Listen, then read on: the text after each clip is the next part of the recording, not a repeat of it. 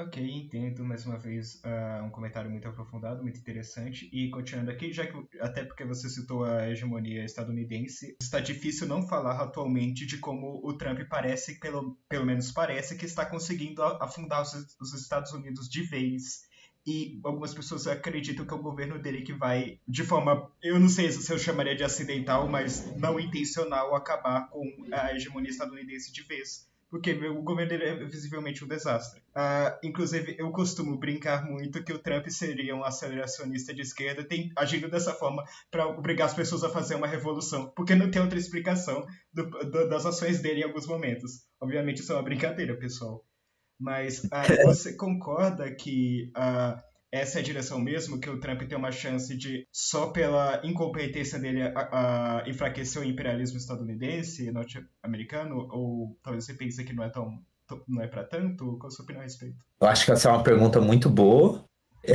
Eu não sou muito dos estudos dos Estados Unidos, né? Uhum, Mas eu vou tentar responder mais focado na questão da América Latina, né? uhum, Da questão da política doméstica dos Estados Unidos, eu não acompanho de perto.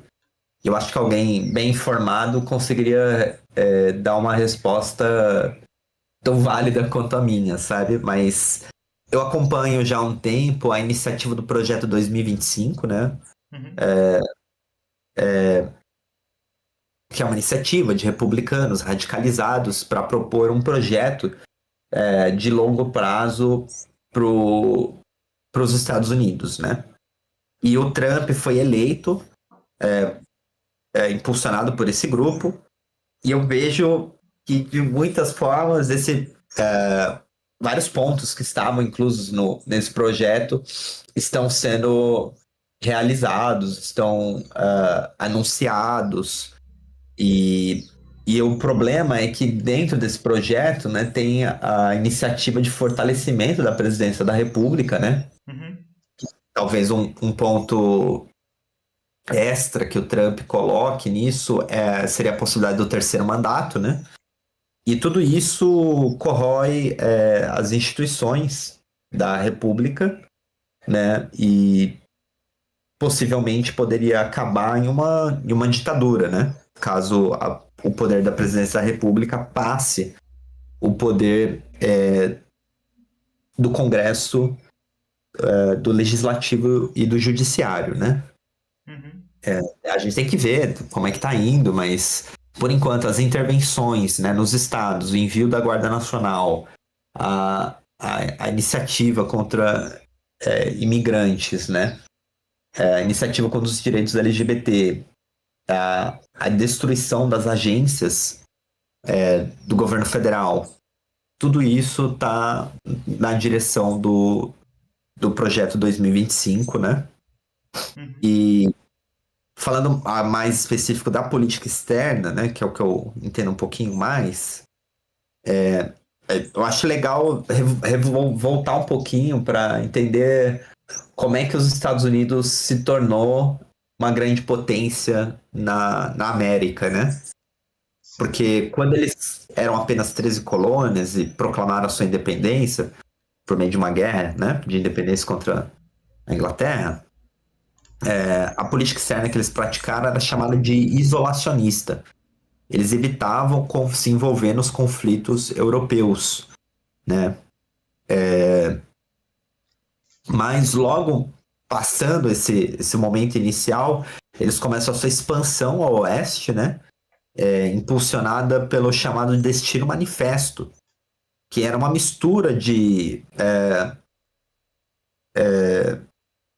uma interpretação de um direito divino do povo estadunidense de espalhar o capitalismo e a democracia, né, a república, por meio de terras que eram consideradas ociosas, não produtivas, em cima de povos considerados atrasados, bárbaros, né, os povos indígenas, e o México, né, que os Estados Unidos roubou metade do território na Guerra de 1846, né?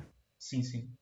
E é muito interessante essa ideia do Destino Manifesto, porque ela mistura tanto uma ideia de cruzada fundamentalista cristã, com o interesse pragmático, né?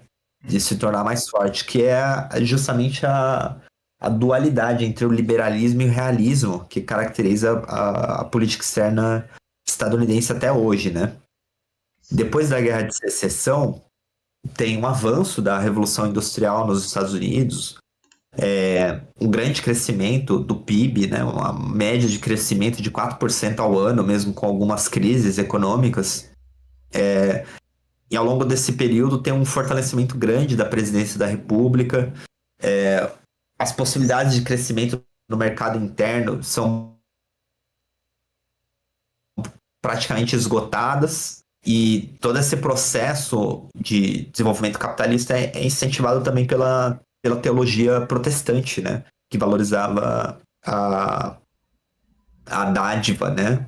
Material enquanto um símbolo da graça divina. E para a América Latina em específico, né, tem 2 pontos importantes, que é, primeiro, a doutrina Monroe, de 1823, que proclamava a América para os americanos, onde propunha que a América fosse livre de influências de potências europeias, né? Mas no fundo, o que ela propunha na realidade era que a América ficasse livre da influência europeia, mas sobre a influência dos Estados Unidos, né? A diferença é que entre a doutrina Monroe e o segundo evento importante para as relações com a América Latina, que é a primeira Conferência Pan-Americana de 1889, é que ao longo desse período de quase um século, os Estados Unidos passou de uma potência regional para uma potência de nível internacional, para uma grande potência, né? Tão forte quanto os países imperialistas europeus, né? E depois de ter adquirido força suficiente, né? Aí os Estados Unidos vai passar a intervir com as suas forças armadas da América Latina, né? Primeiro tem a guerra com a Espanha, né? Onde os Estados Unidos tomam as colônias europeias, né? Filipinas, Porto Rico, transforma Cuba em um protetorado. E se a gente pegar a política externa, agora dando um pulo para a política externa estadunidense no pós-Guerra Fria, tem um autor que eu gosto muito, que é o John Mearsheimer, que ele é um realista, ele nem é da minha corrente teórica, digamos assim, mas ele faz umas análises muito honestas sobre esse ponto, né? Por exemplo, para ele é muito claro, e tem outros autores também que concordam, que os Estados Unidos é claramente um império, né? E ele não é de esquerda, sabe? Então, assim, falar que os Estados Unidos é um império não é uma posição de esquerda, é só uma posição honesta, sabe? E ele critica muito a política externa estadunidense pela tentativa de aplicação da teoria da paz democrática. O que é essa teoria da paz democrática? Tem um texto do Immanuel Kant que chama Para a Paz Perpétua, onde ele propõe alguns princípios de filosofia política para que se alcance a paz perpétua, de fato, no planeta, né? E essa teoria essa filosofia política do Kant, ela foi adaptada para uma teoria das relações internacionais, que é chamada de teoria da paz democrática, que propõe que se a gente organizasse uma região do globo, né, do planeta, e em última instância o planeta, em repúblicas capitalistas organizadas em uma federação internacional, como por exemplo uma ONU, uma OTAN, o mundo atingiria a paz perpétua, né? Só que qual é a questão, né? Que geralmente para transformar um país em república, a prática, né, a maneira como os Estados Unidos faz isso é invadindo esse país, matando muita gente e fazendo mudança de regime, né? Que foi o que foi tentado no Iraque, no Afeganistão, na Líbia, na Síria, em tantos outros países. Você comenta aqui, e muitas vezes não para implantar uma democracia, para implantar um regime fascista, no fim das contas. Exato. Então, o Mearsheimer, ele critica, né, essa política que foi tanto democrata quanto republicana, né? tanto o Clinton quanto o Bush, filho, né, o Bush Jr., implementaram políticas desse tipo. O próprio Obama também é criticado. E ele propõe, que é um pouco a política que eu vejo que o Trump está implementando, ele propõe um engajamento seletivo, que é o quê? Escolher áreas do mundo nas quais não pode surgir uma potência regional. Não pode surgir uma grande potência nessas áreas. Então, por exemplo, o Extremo Oriente, né? Seria uma área onde não poderia se instaurar uma hegemonia chinesa, por exemplo. O Oriente Médio seria outra área, devido aos recursos naturais, né? Onde não se poderia instaurar nenhuma potência hegemônica. E a América Latina, né? Então, o Mearsheimer, né, apesar dele criticar o imperialismo dos Estados Unidos e essa política de tentar dominar o mundo, que é a teoria da paz democrática, o que ele propõe na realidade é um imperialismo mais seletivo, sabe? Vão ser só imperialista com a China, no Oriente Médio e na América Latina. Então, mas e eu vejo que o Trump tá fazendo isso, sabe? Porque a tentativa de acabar com a guerra da Ucrânia, né? A tentativa de parar de financiar a guerra da Ucrânia e direcionar as forças para a China, para derrubar o Irã e para manter o controle da América Latina, eu consigo enxergar isso na política externa do Trump recente. Né? Hoje mesmo a gente teve a notícia, né, de que o Trump autorizou a CIA para organizar operações para fazer mudança de regime na Venezuela, né, para derrubar o Maduro, né, o que está completamente dentro dessa lógica do Mearsheimer, né, principalmente considerando que nos últimos anos a influência americana na região diminuiu muito, principalmente do ponto de vista econômico, porque o maior parceiro econômico da maioria dos países da América Latina, desde os anos 2000 para cá, se tornou a China. Então, para os Estados Unidos retomar esse controle da região é fundamental, né? Porque a doutrina Monroe, lançada lá em 1823, ainda é um pilar, na minha opinião, da política externa dos Estados Unidos. Né? Manter o controle da América é o que permite para eles estar livres para influir no resto do globo. Né? E a gente vê algumas iniciativas nesse sentido, por exemplo, estão tendo diálogos para colocar uma base militar na Argentina, no Paraguai. Então, tem iniciativas para financiar o governo do Milei, né, para bloquear a integração regional. Nos anos anteriores, né, nós tivemos vários golpes de Estado na região. A tentativa na Bolívia, em 2008.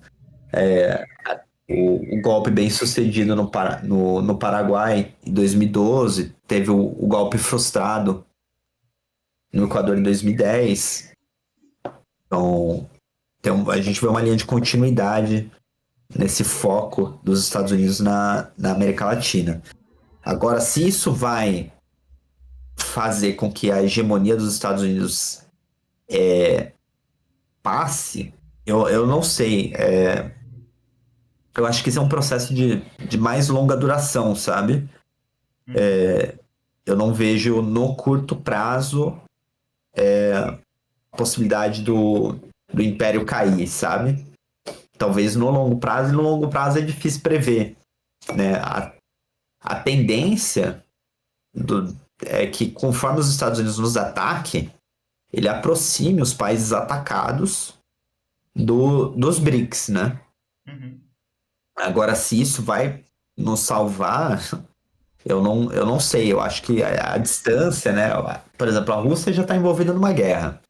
Então, a possibilidade dela se envolver em outra guerra, eu acho difícil. Né? A China não tem esse perfil também. Pelo menos nas últimas décadas, ela não se envolveu em nenhuma luta anticolonial desse tipo, apoio direto. Então, por exemplo, no ataque à Venezuela agora, caso se concretize, né? Eu, sinceramente, eu não sei se a Venezuela vai ter muitos aliados, sabe? Entendo. Então, apesar dos Estados Unidos estar atacando a gente, é, talvez não tenha muita opção para refúgio, né? E enquanto eles tiverem governos na região que são aliados, como por exemplo o governo Milei, o governo do Paraguai, a possibilidade de integração regional, a possibilidade de nós nos unirmos para nos defender também fica remota. É um pouco isso que eu analiso do governo Trump, por enquanto. Entendo, mais uma vez agradeço o comentário